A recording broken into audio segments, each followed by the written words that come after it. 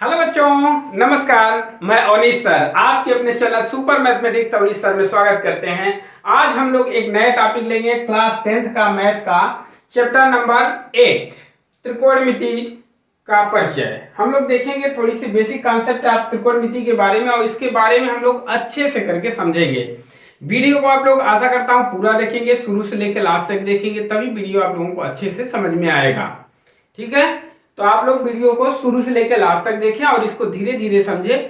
त्रिकोणमिति समझने से पहले कुछ इसकी बेसिक चीजों के बारे में समझेंगे कि त्रिकोणमिति का यूज कहाँ पे किया जाता है। जैसे बड़े बड़े पहले बन जाते थे, कुतुब मीनार बन जाते थे।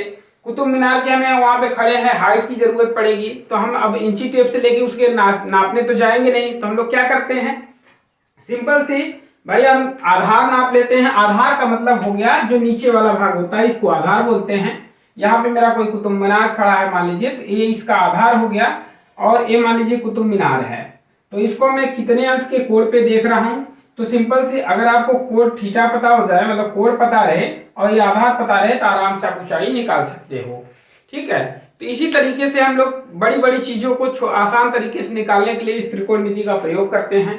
त्रिकोणमिति जो है वो अंग्रेजी शब्द ट्रिग्नोमेट्री से बना है, जो कि ग्रीक भाषा का एक शब्द है जो तीन शब्दों से मिलकर बना है, ट्रिगोनमेट्रन, जिसका मतलब होता है तीन भुजाओं का माप। तीन भुजाओं का माप हमारा जो है वही क्या कहलाता है, त्रिकोणमिति कहलाता है, ट्रिग्नोमेट्री कहलाता है। इनके कुछ बेसिक चीजों को हम समझेंगे। ये समकोण के बारे में चलता है, जैसे ए वाला कोण इसका कितने अंश का होता है, 90 अंश का होता है। और जो इस तरीके का हमारा त्रिभुज होता है इसे समकोण त्रिभुज बोलते हैं। इसे हम समकोण त्रिभुज बोलते हैं, जिसकी एक भुजा हमारी 90 डिग्री की होती है, उसको हम समकोण त्रिभुज बोलते हैं। ठीक है, ये समकोण है।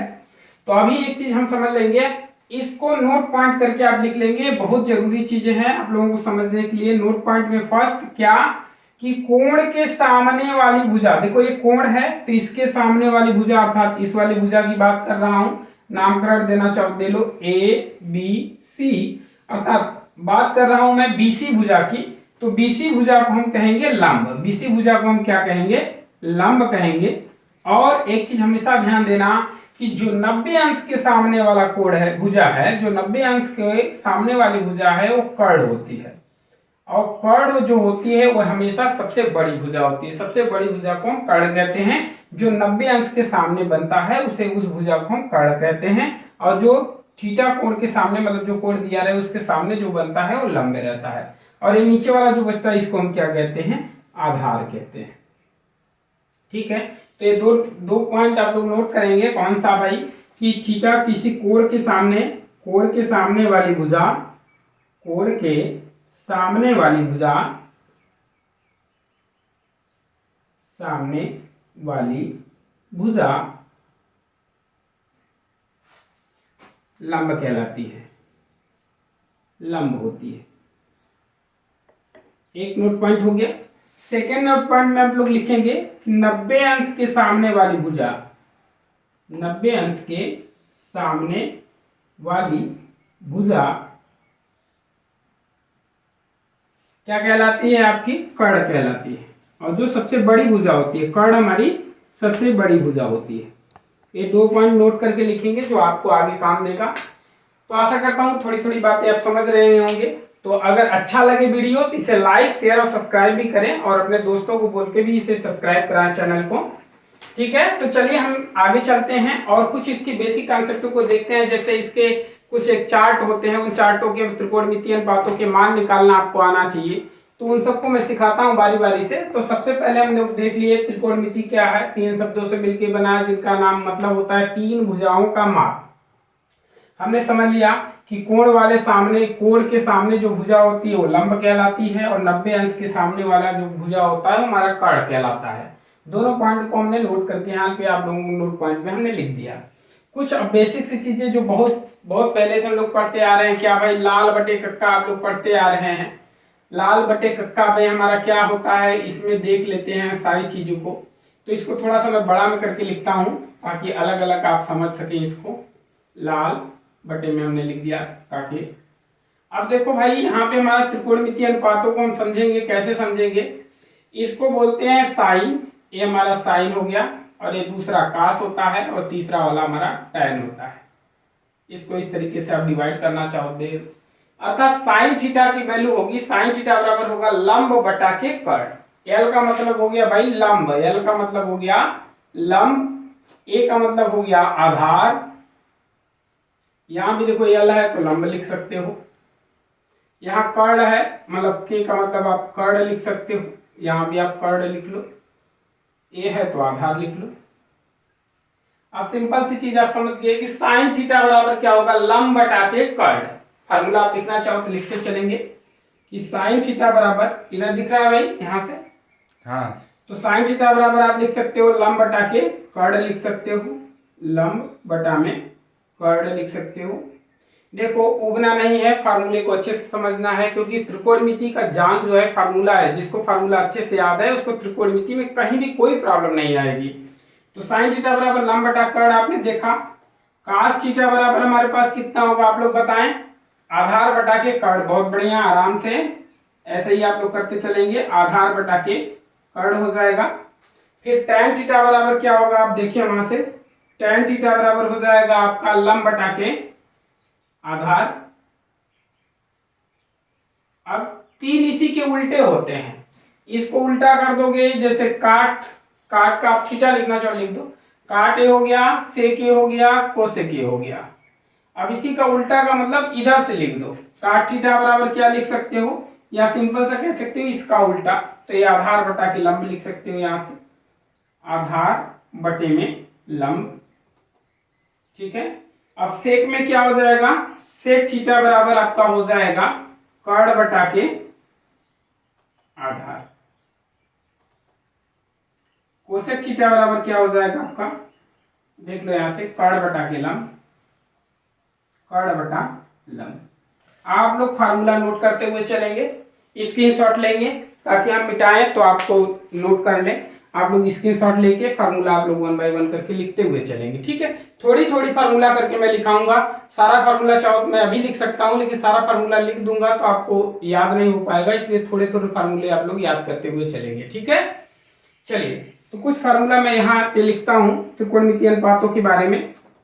जैसे साइन थीटा की वैल्यू जो होती है 1 अपान कोसेक थीटा होती है, ये एक दूसरे के अपोजिट होते हैं, ध्यान देना। साइन थीटा बराबर 1 अपान कोसेक थीटा होता है और कोसेक थीटा बराबर जो होता है 1 अपान साइन थीटा होता है, ये एक दूसरे के अपोजिट है, ध्यान देना। इन दोनों को एक साथ लेके चलना, याद हो जाएगा। साइन बराबर 1 अपान कोसेक, कोसेक बराबर 1 अपान साइन। सेम इसी तरीके से आप कास के लिए लिखेंगे, कास बराबर 1 अपान सेक, और सेक बराबर लिखेंगे तो 1 अपान कास। बहुत बढ़िया, आराम से आप लोग समझते हुए चलेंगे। सेम इसी तरीके से tan बराबर लिखेंगे तो 1 बटा के काट, और काट बराबर लिखेंगे तो 1 बटा के tan, ठीक है। ये आराम से कर लेंगे। दो फार्मूले और होते हैं tan और काट के, उनको भी लिख दे रहा हूं। tan थीटा बराबर होता है साइन बटा कास, ये बहुत ज्यादा यूज होता है, इसको ध्यान से आप समझेंगे। tan थीटा बराबर साइन थीटा बटे कास थीटा, और काट थीटा बराबर होता है कास थीटा बटे में साइन थीटा। तो इन इतने फार्मूले को आप लोग स्क्रीनशॉट लीजिए और इसको लिखिए, फिर हम मिटाते हैं इसको, ठीक है। तो आप लोग स्क्रीनशॉट ले लिए होंगे ऐसा करता हूं। तो चले हम लोग आगे चलते हैं, देखते हैं आगे, इसको रफ करते हैं हम लोग।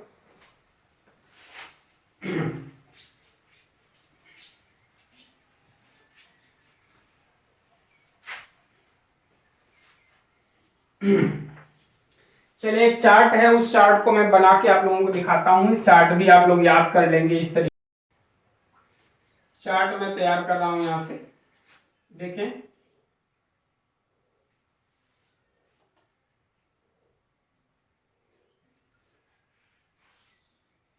यहाँ पे मैंने देखिए लिखा 0, 30, 45, 60, ठीक है। 0 अंश, 30 अंश, 45 अंश, 60 अंश और 90 अंश। बाकी आगे मैं चतुर्थांश आपको समझा दूंगा, जिससे आप त्रिकोणमिति के कितने भी बड़े मान हो आप आराम से आसानी से निकाल सकते हैं, चाहे 120 हो, 270 हो, 360 हो, किसी की भी वैल्यू है आप आराम से निकाल सकते हो, ठीक है। तो यहाँ मैंने लिख दिया थीटा, यहाँ मैंने कोण लिख दिया या अनुपात लिख सकते हो आप। तो यहाँ से देखो मैंने लिखा साइन, यहाँ से मैंने लिखा कास, यहाँ से मैंने लिखा tan, फिर आ गया मेरे पास काट, फिर आ जाएगा मेरे पास सेक, फिर इसके बाद आ जाएगा मेरे पास कोसेक। ठीक है, चलिए लिखते हैं। देखो सबसे पहले आपको बनाने वाला लोग बताते हैं, लेकिन एक बार एक लाइन आपको याद कर लेंगे तो अच्छा रहेगा। वैसे बनाना चाहते हो तो आप लोग गिनती लिख सकते हो, 0 1 2 3 4। सबको डिवाइड कर दो भाई 4 से, सभी में डिवाइड कर दो आप, कितने से? 4 से सभी में डिवाइड कर दो। और इनको वर्गमूल निकाल दो। वर्गमूल निकालने का मतलब रूट लगा दो। रूट लगा दिया आप सभी को, तो 0 में किसी चीज से भाग दिया जाता है तो 0 ही आता है। और 1 का वर्गमूल 1 ही होता है, 4 का वर्गमूल 2 होता है। इसको आप कैंसिल करोगे, 2 1 का 2, 2 दूनी 4, तो 1 का वर्गमूल 1 होता है, 2 का नहीं होता है तो रूट में ही रह जाएगा। ये रूट में 3 का नहीं होता तो ऐसे रह जाएगा। 4 का वर्गमूल 2 होता है तो बाहर निकल के 2 हो जाएगा। 1 कट जाएगा, 4 4 से कटा 1 आएगा, और 1 का वर्गमूल 1 ही होता है। तो पहली लाइन में आप इसको सजा सकते हो, यहाँ 0 लिख सकते हो, यहाँ 1/2 लिख सकते हो, यहाँ 1/√2 लिख सकते हो, यहाँ रूट में 3/2 लिख सकते हो, यहाँ 1। यही साइन के वैल्यू हो गए। साइन 0 अंश का मान 0, साइन 30 अंश का मान 1/2, साइन 45 अंश का मान 1/√2, साइन 60 अंश का मान कड़ी में 3/2, और साइन 90 अंश का मान 1। अब इसी का अपोजिट कर दो, मतलब इसको पहले लाओ, इसको इसके बाद, इसको यहाँ, फिर इसको यहाँ, यहाँ। देखो ये कास 90 अंश का जो साइन 90 अंश का मान है वही कास 0 अंश का मान हो जाएगा, अर्थात इसको यहाँ लिख दो 1, इसको यहाँ लिख दो आप रूट में 3/2। ये सेम अपने जगह पे रहेगा 45 वाला, ये यहाँ चला आएगा 1/2, 0 यहाँ चला आएगा। ठीक है, ये कास का मान हो गया। tan का आप निकालना चाहते हो, सिंपल क्या कर सकते हो, साइन में कास से भाग दे दोगे, tan निकल जाएगा, क्योंकि tan थीटा बराबर होता है साइन थीटा बटे कास थीटा, फार्मूला होता है। तो कहने का मतलब इसमें इससे भाग दोगे तो इसका मान आ जाएगा।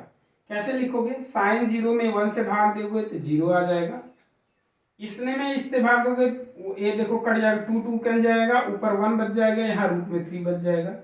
ये देखो सेम सेम है, जब सेम सेम जैसे 2 में 2 से भाग देते हो तो कितना आएगा 1, 3 में 3 से भाग देते हो तो कितना आएगा 1, अर्थात कहने का मतलब सेम में सेम से भाग दोगे तो कितना आएगा 1। यहाँ देखो 2 से 2 कट जाएगा, रूट में 3/1 बचेगा, लेकिन नीचे 1 का कोई मतलब नहीं होता है, तो सिंपल रूट में 3।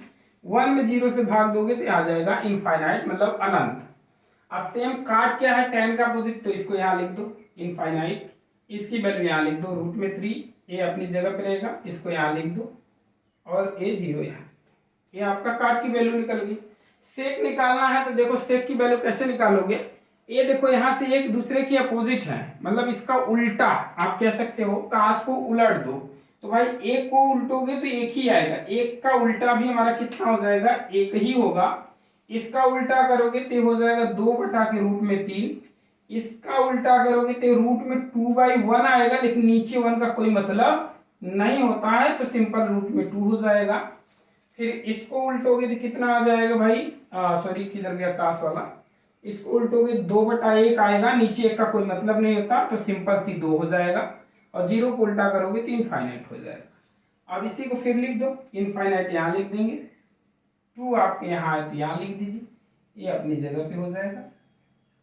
एक दो बार इसका प्रैक्टिस करेंगे, आपको सारी वैल्यू आराम से याद हो जाएंगी। तो आशा करता हूँ ये साड़ी बनाना आपको आया होगा अच्छे से। तो इतनी पॉइंट आप लोग नोट कर लेंगे, तो हम लोग पाइथागोरस प्रमेय को बताएंगे। पाइथागोरस प्रमेय के बारे में आप लोग थोड़ा सा पढ़े होंगे कक्षा 9 में, यूक्लिड का एल्गोरिथम जो चैप्टर नंबर 5 था यूक्लिड की अवधारणा में, तो उसमें पाइथागोरस के बारे में पढ़ाया गया होगा, जो कि यूनानी दार्शनिक थेल्स के शिष्य हुआ करते थे, और पाइथागोरस के जो शिष्य हुआ करते थे वो यूक्लिड थे, जो कि आप लोग चैप्टर नंबर 1 में भी पढ़े हैं, ये यूक्लिड विभाजन एल्गोरिथम। ठीक है, तो चलें, इतना आशा करता हूँ समझ गए होंगे। तो इसका स्क्रीनशॉट लीजिए, फिर हम लोग प्रश्नावली पे चलते हैं और देखते हैं कुछ क्वेश्चन को। चलें,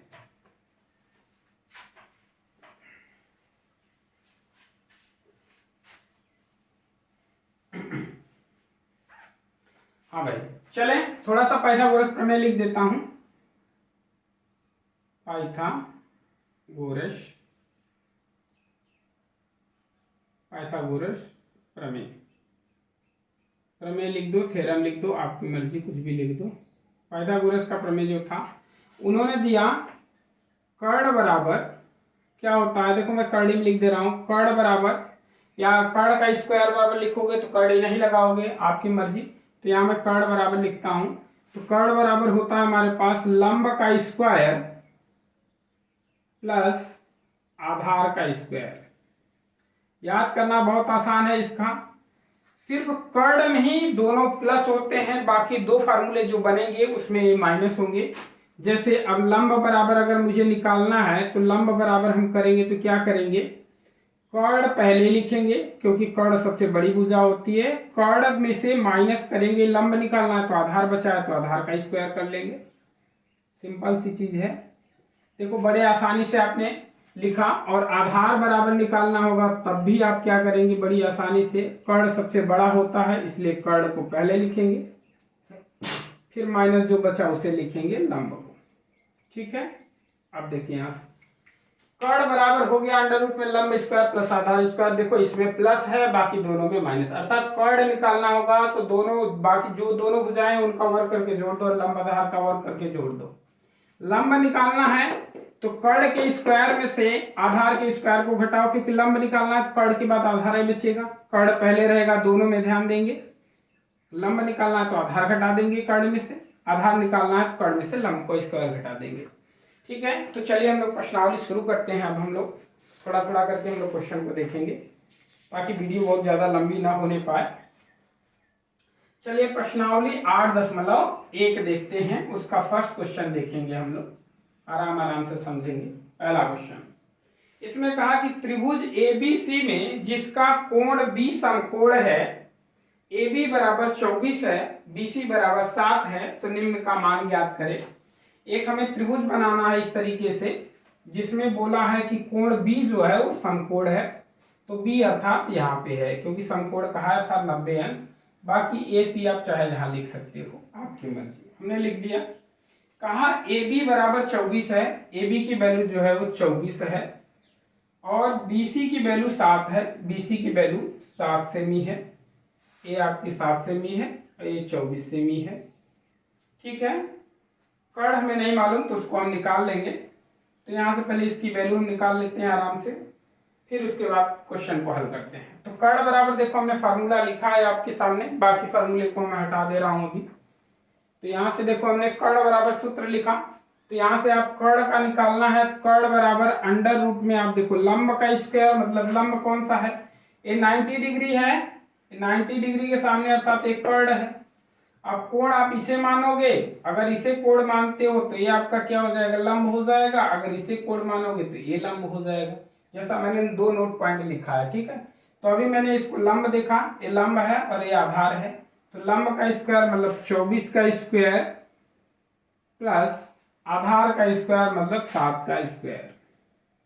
तो सिंपल सॉल्व करेंगे तो कितना आ जाएगा, देखो 24 से 556 होता है, आई थिंक करके देख लेते हैं। देखिए 24 में 24 से गुणा करेंगे, 4 चौक 16 की 6 हासिल लगा 1, 4 दूनी 8 दूनी 16, 1 17 की 7 हासिल लगा 1, 2 दूनी 4 1 576। ठीक है, प्लस 7 7 आपका हो गया 49।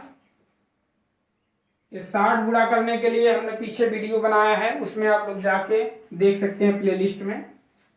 ठीक है, तो चलिए जोड़ देते हैं, 9 6 15 की 5 हासिल लग गए 2, 7 4 11, 9 6 15 की 5 हासिल लगा 1, 7 4 11 1 12 की 2 हासिल लगा 1, 5 और 1 6, 625। 625 जो होता है 25 का वर्गमूल होता है, तो हमने निकाल लिया 25, अर्थात इसकी वैल्यू आ गई कितनी, 25। मैंने बताया भी था कर्ण जो होता है वो सबसे बड़ी भुजा होता है, तो देखो सबसे बड़ा मान भी आया है इसका। अब निकालेंगे हम लोग जो जो चीजें दिया था। कि यहाँ जो क्वेश्चन में पूछा था, फर्स्ट क्वेश्चन में पहले पूछा है पहला पॉइंट कि साइन ए और कास ए ज्ञात कीजिए, साइन ए और कास ए ज्ञात कीजिए। तो सिंपल सी बात देखो, अगर हम इसको ए को थीटा मानते हैं, ए थीटा मान रहे हैं इसको, अर्थात कोण ए चाहिए, देखो कोण ए चाहिए ना, तो कोण ए के सामने की भुजा जो होगी ये हमारी क्या कहलाएगी भाई, लंब कहलाएगी। क्या कहलाएगी, लंब। तो ये हमारा, और ए वाला तो हमेशा हमारा क्या कहलाएगा, कर्ण ही कहलाएगा। तो ये के बचा क्या हमारा, ये आधार हो जाएगा। बात समझ में आ गई। तो चलिए अब मान रखते हैं साइन ए बराबर, और साइन ए बराबर आप लोग लाल बटे कक्का मैंने लिखा था, फिर से लिख दे रहा हूं लाल बटे कक्का। तो ये साइन की वैल्यू है लंब बटा कर्ण, साइन ए बराबर हो जाएगा आपका लंब बटे में आपका कर्ण। तो लंब कितना है भाई 7 है, कर्ण कितना है 25 है, लिख दो। का से निकालना है, लिख लो। का से बराबर क्या होता है आधार बटा कर्ण, आधार बटे में आपका क्या हो गया कर्ण। तो आधार कितना है यहाँ से 24 है, कर्ण कितना है 25 है। तो दोनों आंसर आपके निकल के आ गए। ठीक है, अब दूसरी पॉइंट इसमें दूसरा चीज क्या पूछा है, दूसरा पॉइंट जो पूछा है साइन सी और कास सी, इसमें साइन सी और कास सी की वैल्यू पूछा है।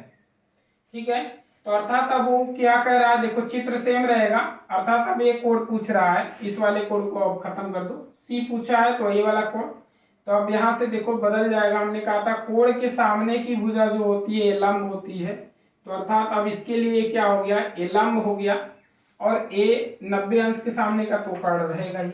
जब ये लंब हो गया तो ये क्या हो गया आधार हो गया इस वाले कोड के लिए। तो साइन सी बराबर क्या, साइन सी साइन थीटा बराबर ऑलरेडी हमारे पास लंब बटा कर्ण ही होता है सूत्र में, तो अब लिखेंगे लंब बटा कर्ण।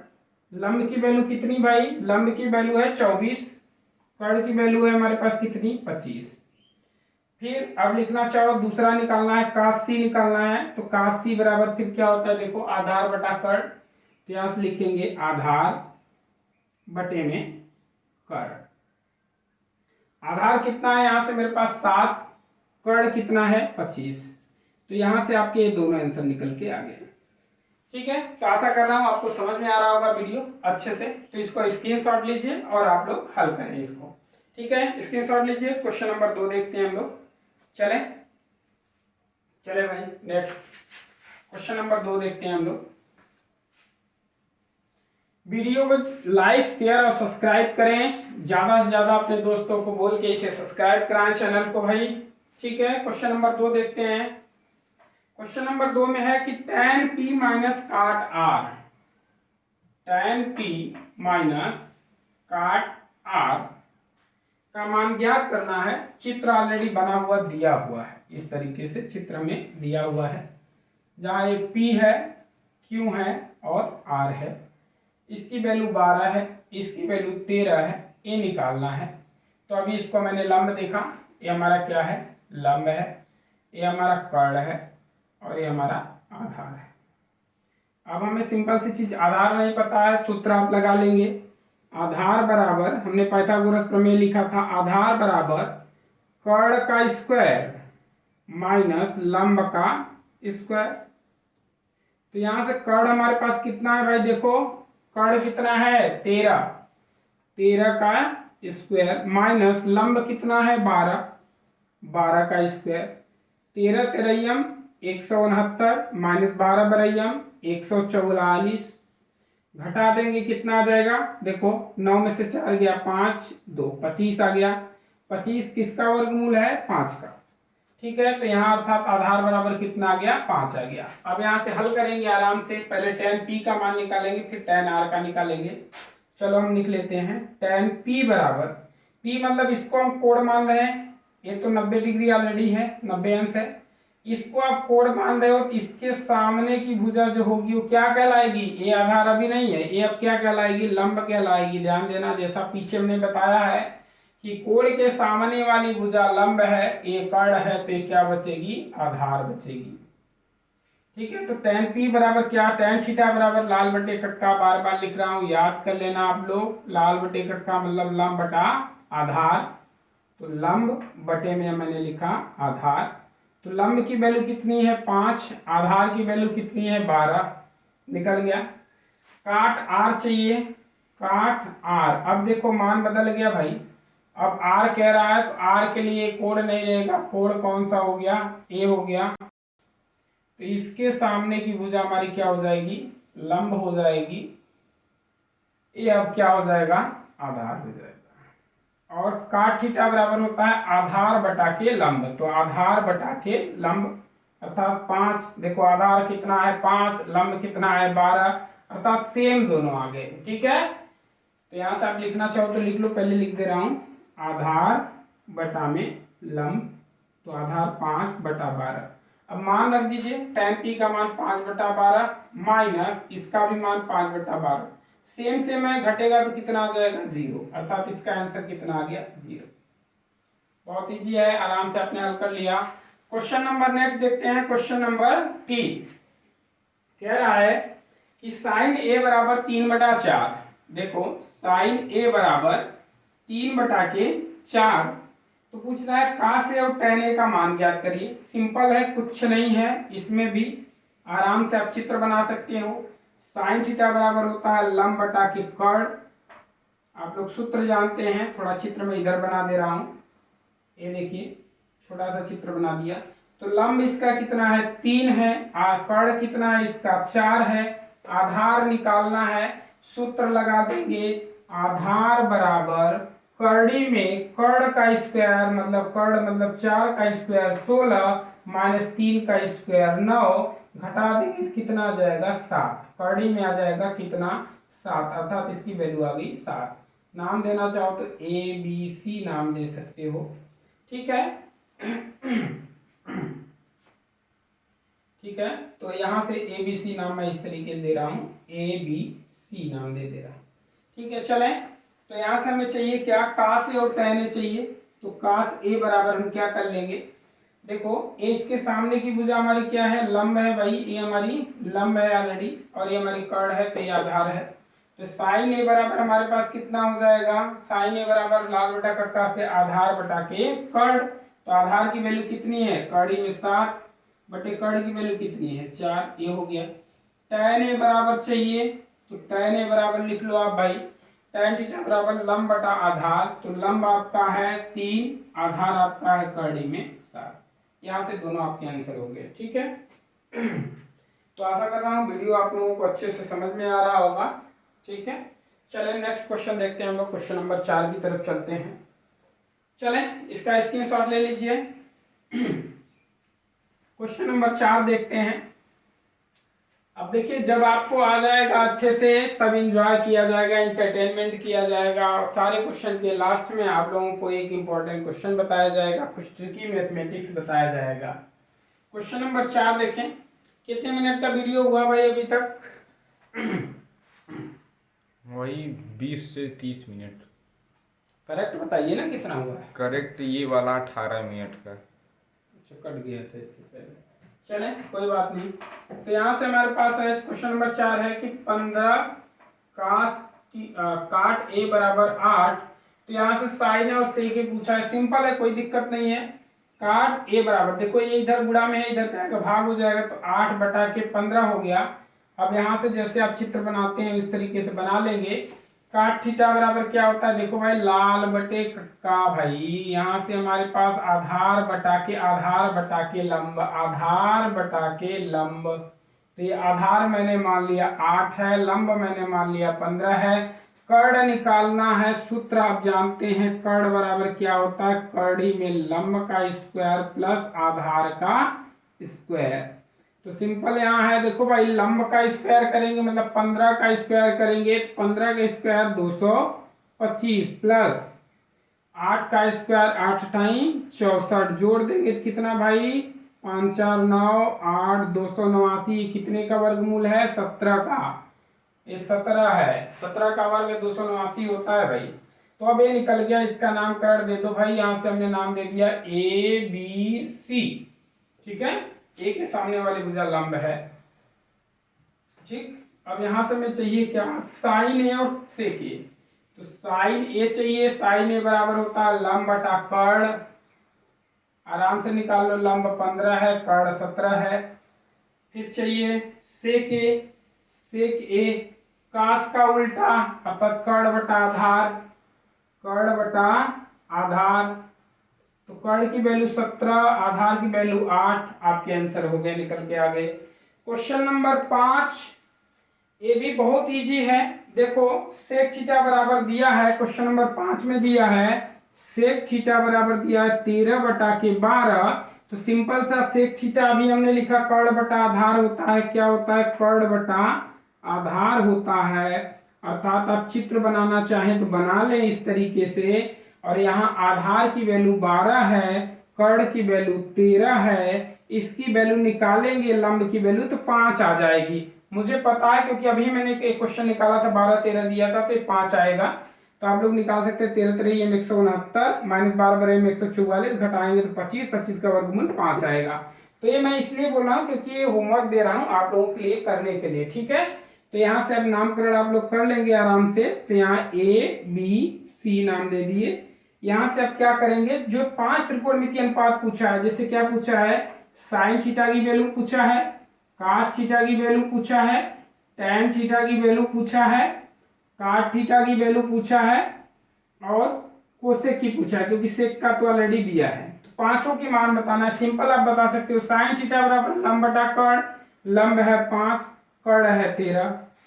कास थीटा बराबर आधार बटा कर्ण, आधार है 12, कर्ण है 13। टैन थीटा बराबर लंब बटा आधार, तो लंब है 5, आधार है 12। काट इसी का उल्टा से ये 2 छोड़ दे रहा हूं, आप लोग करेंगे अपने से। क्वेश्चन नंबर 6 देख लेते हैं। चलो वीडियो काफी लंबा हो रहा है तो अभी इस वीडियो को यहीं पे संपन्न करते हैं। क्वेश्चन नंबर 6 से लेके 11 तक नेक्स्ट वीडियो में हम लोग करते हैं।